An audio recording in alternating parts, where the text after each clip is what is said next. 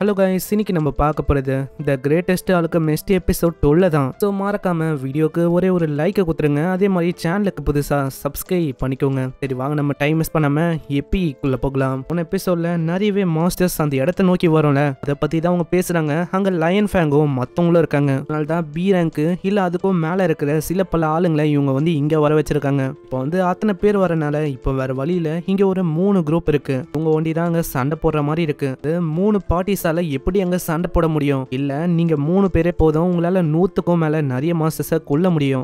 எங்க 3 பேரால என்ன பண்ண முடியும்? கவலைப்பட வேணாம். இங்க இருக்கிறவங்க Lion Fang, Wings of Nolan, Crimson Rose, அதுல புதுசா ஒரு லீடர் இருக்காங்க. அவங்களோட பேரு மெரில்டா. அதுல இருக்க இவங்களும் மத்தவங்களும் தான் அங்க சண்டை போற மாதிரி இருக்கு. அங்க கில்டோட அந்த லீடர் ஒரு சொல்றாரு, நீங்க வந்து என்ன பண்ணும் தாக்கமி, கிரிம்சன் ரோஸ் கூடயும் லயன் ஃபேங் கூடயும் அங்க போய் முடிக்கணும் அந்த மாஸ்டர்ஸை. இதனால எல்லாருமே அங்க போறாங்க. அங்க போறதுக்கு முன்னாடி டோலோவையும் அந்த பொண்ணையும் அவங்க மேன்ஷன்லயே விட்டுருக்காங்க. கூடவே டைட்டனையும் அவங்க நிக்க வச்சிருக்காங்க. அதுக்கப்புறம் ஹோலி சோர்ட் ஆஃப் அமத்ராசு அவன் உருவாக்கிருப்பான். அதை நம்ம சோஃபியாக்கு தரான். இது டஞ்சன்ல கிடைச்ச அந்த விஷயத்தை வச்சுதான் நான் உருவாக்குனேனே. இதே மாதிரி இன்னொரு சோடம் இருக்கு, சப்லைம் சோர்ட் ஆஃப் சுக்கியோமி. அதை வச்சு ஒரு கீரல் போட்டாலே போதும், அதனாலேயே மென்டலா அவங்களுக்கு பாதிப்பு உண்டாகும். இதுவே நான் அந்த சோடை பத்தி சொன்னா அதனால பயங்கரமான டேமேஜ் உருவாகும். இந்த மாதிரி 2 சோடா அவன் கொடுக்குறான். நீங்க 2 பேரும் டீம் ஒர்க்கா செயல்பட்டாலே போதும், நம்மளால அசால்ட்டாவே அங்க ஜெயிக்க முடியும். அப்புறம் அவங்க உருவாக்குன அந்த இடத்துக்கு அவங்க போறாங்க. ஏன்னா அந்த இடத்துல எல்லா மாஸ்டர்ஸும் அட்ராக்ட் ஆகி வந்து தாக்கமி கிட்ட அவ கத்துறா, மாஸ்டர் இங்க வந்து பாருங்க, ஏகப்பட்ட பறக்கிற மாஸ்டர் உள்ள போகலாம் ட்ரை பண்ணு. அது ஒண்டி இல்லாம வால் வழியா வேற போகலாம் ட்ரை பண்ணா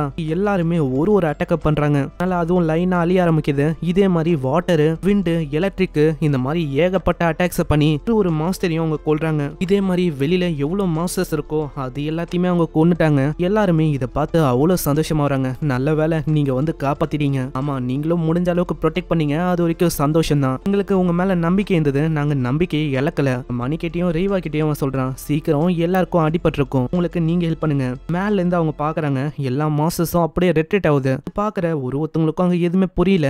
எல்லா மாஸ்டரும் ஒரே திசையை நோக்கி அப்படியே போகுதுங்க. ஏதோ எல்லா மாஸ்டருங்களையும் யாரோ ஒருத்தங்க கண்ட்ரோல் பண்ணா எப்படி இருக்கும், அந்த மாதிரி தான் கண்டிப்பா ஏதோ ஒரு பெரிய மாஸ்டர் உள்ள இருக்கு, அதுதான் கண்ட்ரோல் பண்ண நினைக்கிறேன். ஏன் ஈவன் 2 மாசத்துக்கு முன்னாடி தான் இந்த மாதிரி நாங்க மானாவோட பிளக்சுவேஷனை பார்த்தோம். அந்த டைம்ல தான் ஹீரோஸையும் அவங்க சமன் பண்ணாங்க. அதனால சில பல மாஸ்டர் எவாலா இருக்க வாய்ப்பு இருக்கு. அப்பனா என்ன சொல்றீங்க? அதனால தான் இந்த மாஸ்டருங்க நம்மள தாக்கவதா? ஏன்னா சம்னிங் ஸ்பெல்லால எல்லாமே அஃபெக்ட் ஆயிருக்கு. அதனால தான் இதுங்க வந்து எவாலே ஆயிருக்கு. சைடு இந்த விஷயம் அவங்களுக்கு தெரிய வருது. கேள்விப்பட்ட அந்த பர்குலாக்கு பக்கத்துல இருக்க அந்த ஃபோர்ட்ரஸ் அதை வந்து மாஸ்டர்ஸ் அப்படியே தாக்குச்சுன்னு. நான் அவளைக்கும் அதுங்களால எதுவுமே பண்ண முடியலன்னு நினைக்கிறேன். ஏகப்பட்ட மாஸ்டருங்களை அவங்க வந்து கொன்னுட்டாங்க. பக்கத்துலயே அந்த பொம்பளையும் வந்து சொல்லுது, நம்ம ஏன் இதே ஒரு வாய்ப்பா வச்சு பர்குலா கூட கணக்குல இருக்க மொத்த கிங்டம் தாக்க கூடாது? நீ சொல்றது அந்த சமண்டோர் அதை தானே நீ சொல்ற? ஆமா, ஏன்னா இப்போ அங்க சரியான டேமேஜ் வந்து ஏற்பட்டிருக்கு. அவங்களுக்கு இதுல இருந்து மீண்டு வரவே ரொம்ப நாள் ஆகும். இதை வச்சு நம்ம தாக்குனாலே போதும், சும்மா நம்மளால களை கட்ட முடியும். ஆனா எப்படி? நம்ம ஏன் கவலை பண்ணும்? ஏன்னா நம்ம கிட்ட தான் ஹீரோஸ் இருக்காங்களே. இந்த சைடு அங்க எல்லாருக்கும் அவங்க ட்ரீட்மெண்ட்டை பாக்குறாங்க. அவ ஃபுட்டை கொண்டு வரும்போதே தாக்கமியை பத்தி அவ கவலைப்படுறா. அம்மா என்ன ஆச்சு? தாக்கமி வந்து எல்லாருக்குமே போஷனை தராரு, அதனால அவருக்கு வந்து பஞ்சமாவதா? இப்பதான் ரீசெண்டா ஒரு பெப்பெக்கோட கம்பெனிக்கு தந்தாரு. பேட்ஜ் வேற அவரு உருவாக்கணும், அவருக்குன்னு எத்து வைக்கவும் இல்ல அவரு. இதுக்காக நம்ம சோஃபியா அங்க போய் கேக்குறா, ஆமா நீங்க வந்து இதே மாதிரி மத்தவங்களுக்கு தந்தா உங்களுக்கு பஞ்சமா இருக்காதா? நீங்க 1-2 உங்களுக்காகவும் எத்து வைக்கணும். போஷன் போனா போயிட்டு போட்டோம், அதை வந்து நம்மளால உருவாக்க முடியும். ஆனா இப்போ நான் வந்து அவளைக்கும் டேமேஜ் வாங்காம இருக்கணும், அவ்வளவுதானே, பாத்துக்கலாம். அது என்ன பண்ண முடியாதா என்ன? தாக்கமி வந்து இப்படிப்பட்டவதான். ஏன்னா அவரு மத்தவங்களோட ஊண்டுக்கு தான் காயத்துக்கு ட்ரீட்மெண்ட் போடுவாரு. அவருக்கு அடிப்பட்டா அது அவளைக்கும் அவரு பார்க்க மாட்டாரு. ஆனா இதுக்காகவே என்னோட லைஃப் முழுக்க நான் வந்து அவருக்கு லாயலா இருக்க போறேன். நான் அவரை ப்ரொடெக்ட் பண்ணணும். இதுக்கப்புறம் தாக்கமி ஒரு பிளான் சொல்றான். நம்ம ரீவா, மணி, ஆப்பிள் இவங்க எல்லாருமே பசங்க எல்லாரையுமே ஒரு இடத்துல வர வச்சு ப்ரொடெக்ட் பண்ணணும்னு சொல்றான். இந்த சைடு அதே மாதிரி யார் யார் முன்னாடி வராங்களோ அவங்க எல்லாரையுமே மேஜிக் வச்சு தாக்கலாம். அதுக்கப்புறம் டைரக்டா ஒன்னா சேர்ந்து தாக்கினாலே போதும், வேலை அப்படியே முடிஞ்சிடும். இதே மாதிரி அங்க மேப்ல சிக்னலை கொடுக்குறான். மாஸ்டர் எல்லாருமே வராங்க, எல்லாருமே தயாராகுங்க. அங்க போய் பார்த்தா இதுக்கு முன்னாடி வந்த மாஸ்டர்ஸை விட இந்த வாட்டி அதிக மாஸ்டர்ஸ் வந்திருக்கு. அதனால ஸ்டார்டிங்ல அவங்க ஒரு மேஜிக் எலிமெண்ட்டை வச்சு தாக்குறாங்க. கிட்ட போய் லெஃப்ட் ரைட்னு ஒருத்தங்க ஒரு விதமா தாக்க ஆரம்பிக்கிறாங்க. தாக்கமி பக்கத்துல இன்னொருத்தன் ரைட் சைடுக்கும் சைடு இன்னொருத்தி லெஃப்ட் சைடுக்கும் அப்படியே அவங்க தாக்குறாங்க. இந்த மாதிரி அவங்க தாக்கி முடிக்கிறாங்க. ஆனா அங்க இருக்கிற ஒரு மாஸ்டர்ஸும் அப்படியே ஓட ஆரம்பிக்குதா. அவங்களுக்கு எதுவுமே புரியல, என்னதுடா இது திரும்பவும் எல்லாமே உள்ள போகுதுன்னு. திடீர்னு இன்னொரு மாஸ்டரும் உள்ள இருக்கிற ஒரு மாஸ்டரையும் அப்படியே கொள்ளுது. ஃபார்ம் அப்படியே கொள்ள அப்படியே மாறுது. சோஃபியா அந்த மாஸ்டரை தேடி போவாளா? அது பயங்கரமா தாக்க வருது. மிஸ்ல நம்ம தாக்கமி அங்க காப்பாத்துறான். சோஃபியா இதை ஒரு வாய்ப்பா வச்சு அவ சைடுக்கு அவ இழுக்கிறா. தாக்கமி எவ்வளவு தடுக்க ட்ரை பண்றான், இந்த இருந்தாலும் அதை கேட்கவே இல்லை. சோஃபியா பக்கம் போய் ஒரு அட்டாக் பண்ணு, இதுல சோஃபியா மாட்டிக்கிறான். ஜஸ்ட் மிஸ் திரும்பவும் தாக்கலன்னு போறதுக்குள்ள மத்தவங்க அங்க காப்பாத்துறாங்க.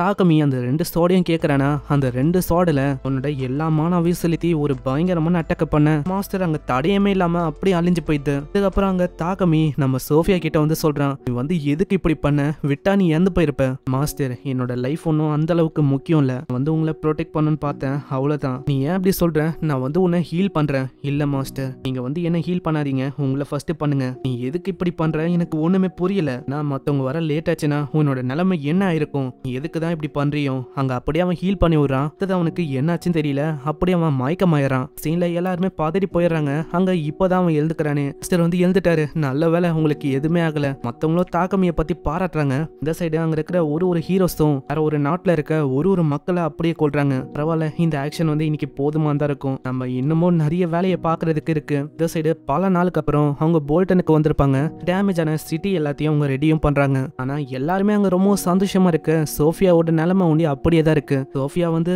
எப்போ அங்கிருந்து வந்தாலும் அவ வந்து அப்படியே தான் இருக்கா. அதனால அவங்க தாக்கமி கிட்ட கொடுத்து நீங்க போய் அதை கொடுங்க அப்படின்னு அவங்க சொல்றாங்க. தாக்கமியும் போய் பேசுறானா, அதை பத்தி அவன் மறக்க சொல்றான். இருந்தாலும் அவளால அதை மறக்க முடியல. உங்களை ப்ரொடெக்ட் பண்ணணும்னு நினைச்சேன், ஆனா இப்பதான் புரியுது பண்ணது தப்பு தான். நீ ப்ரொடெக்ட் பண்ணணும்னு நினைச்சது கரெக்ட் தான். இருந்தாலும் நான் உன்னை இழக்க விரும்பல, நீ எனக்கு ரொம்ப முக்கியம். உன்னை சாக்ரிஃபைஸ் பண்ண விரும்பல. நான் என்ன ஆசைப்பட்டேன்னா நம்ம எல்லாருமே ஒன்னா வேலை செய்யணும், ஒன்னா இருக்கணும். என்ன உனக்கு அது ஓகேனா நம்ம எல்லாருமே ஒன்னாவே இருக்கலாம், அதுவும் எப்பயுமே. கண்டிப்பா மாஸ்டர், நான் உங்க கூட எப்பயுமே ஒன்னா இருப்பேன். ஆனா இப்படி இவங்க ரொம்ப சந்தோஷமா இருக்க அக்கானே வந்து கத்துறா, மீட் வந்து ரெடி. அட நீ வேற எதுக்குமா நடுவுல போன, இப்பதான் அவங்க நல்ல மூடுக்கு போனாங்க, இதுக்குள்ள கெடுத்து விட்டாங்க. லூலுவும் சொல்றான், எங்களை மன்னிச்சிருங்க, அவ தெரியாதனமா அப்படி பண்ணிட்டா. இதுக்கப்புறம் அவங்க லார்ட மீட் பண்ணி அங்க லூலு அக்கானி இவங்க 2 பேரும் அந்த மேன்ஷன்ல இருக்கிறதுக்கு அவன் பர்மிஷன் கேட்கறான். அதுக்கும் அவங்க ஒத்துக்கினாங்க. அதுக்கப்புறம் தான் லார்டே அங்க விஷயத்த சொல்லுவாரு. என்னன்னா ஒரு இடத்துல ஏகப்பட்ட பேரை கொண்டு இருப்பாங்களே, இந்த விஷயம் தெரிய வருது. அதுக்கு பின்னாடி இருந்ததும் வேற யாரும் இல்ல, 2 ஹீரோஸ் அவங்க தான். நம்ம அக்கானி ரொம்ப கவலைப்படுறா.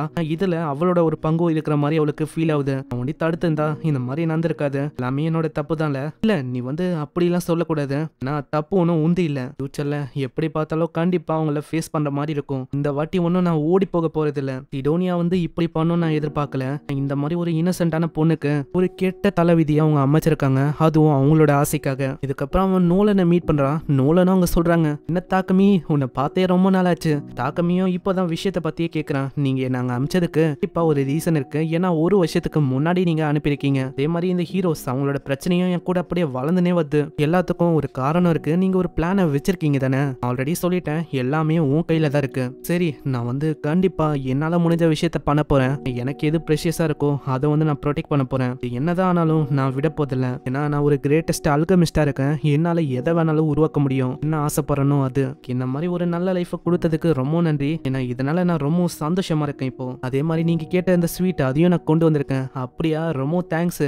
ஆனா தாக்கமி உனக்கு காத்துன்னு இருக்க அந்த விதி ஒன்னும் ஈஸியா இருக்க போதில்ல. ஆனா எனக்கு நம்பிக்கை இருக்கு, அதனால கண்டிப்பா அதை மாத்த முடியும். இப்படி மாத்திட்டா எல்லாமே உனக்கு நல்லா போகும். அப்புறம் நீ தான் இந்த உலகத்திலேயே ஒரு கிரேட்டஸ்ட் அல்கெமிஸ்ட் ஆஃப் ஆல் டைமா மாறுவ. இப்படி இவங்க சொல்றதோட இங்கே இந்த சீசன் 1 முடியுது. அவ்வளவுதான். இதுக்கு மேல என்ன, நம்ம தாக்கமி ஜாலியா இருக்க போறான். நான் அவனுக்குன்னு அந்த 4 பொண்ணுங்க இருக்காங்க, அவளுக்கு இடையில நல்ல ட்ரஸ்ட் பில்ட் பண்ணிட்டான். அவனுக்கு செய்ய தெரியாத விஷயமே இல்ல. சோ அவ்வளவுதான், வேற என்ன, ஒரு நல்ல வாழ்க்கைய வாழ போறான். இதே மாதிரி ஹீரோஸோட கதை என்ன ஆகும்னு கேட்டா கண்டிப்பா அவங்களையும் தாக்கமியால தோக்கடிக்க முடியும். சீசன் 2 இருக்கான்னு எனக்கு சரியா தெரியல. அப்படி வந்தா நம்ம சேனல்லே நம்ம பார்க்கலாம். கீழே ஒரே ஒரு லைக்கை போட்டுருங்க. இந்த அனிமே எப்படி இருந்துச்சுன்னு கீழே கமெண்ட் பண்ணி சொல்லுங்க. அதே மாதிரி உங்களுக்கு வேணுமா நம்மளோட பிளேலிஸ்டோட செக்ஷனை செக் பண்ணுங்க. டாப்ல எல்லாத்தையும் கமெண்ட் பண்ணி மூவி மாதிரி போட்டு வச்சிருப்பேன். இங்க மூவியாவும் பார்க்கலாம், இல்ல 1 by 1 எபிசோடாவும் பார்க்கலாம். அது நம்ம 3rd சேனல் தான், வேணும்னா நீங்க சப்ஸ்கிரைபும் பண்ணிக்கலாம். நான் உங்களை அங்க சந்திக்கிறேன், இல்ல நெக்ஸ்ட் ஒரு புது அனிமேல சந்திக்கிறேன். அதே மாதிரி பிளேலிஸ்ட்டை அடிக்கடி செக் பண்ணுங்க, ஏன்னா அடிக்கடி நிறையவே மாறும். ஏன்னா புதுசா ஆட் பண்ணுவேன். ஸோ செக் அவுட் பண்ணிக்கோங்க. நான் உங்களை நெக்ஸ்ட் ஒரு வேற லெவலான அனிமேல சந்திக்கிறேன். அது வரைக்கும் சைனரா.